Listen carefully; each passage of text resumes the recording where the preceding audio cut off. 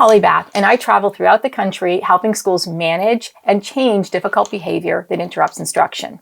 Today, I'm going to address a question around calming techniques. I use yoga and mindfulness techniques in my classroom regularly, but when the kids get upset, they don't use these techniques in the moment. How can I get the good stuff to kick in?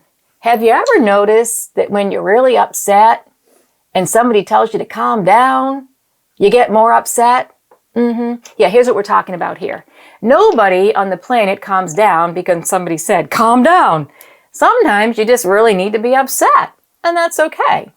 So here's two things we can do. One is absolutely keep using these techniques with your kids when they're calm so that they become a regular part of their day.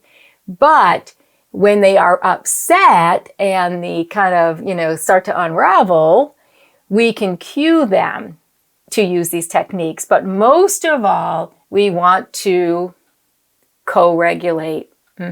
It's the biggest, most powerful thing that we have right now, is that we start using those techniques in front of them, with them, when they're dysregulated. See, it's the most powerful time is to lean into the dysregulation instead of being alarmed and running away.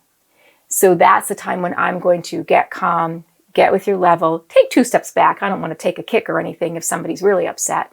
It's when I'm going to start doing the breathing with you. It's when I'm going to just maybe put my hand there and say, I'm here, I'm here, I'm here. Not, I'm here, you're okay. Use your words, count to 5, do your stretches. They're going to get aggravated. So it's a matter of the co-regulation is be there and do it in front of them, with them, in hopes that that feedback transfers and they remember how good this stuff can work for them. Because remember, anybody who has learned self-regulation techniques struggles when they're dysregulated.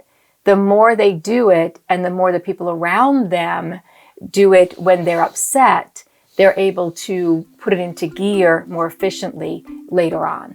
Don't forget to like, subscribe, hit the bell for notifications, watch these videos. If you've got questions for future videos, include them in the comments below.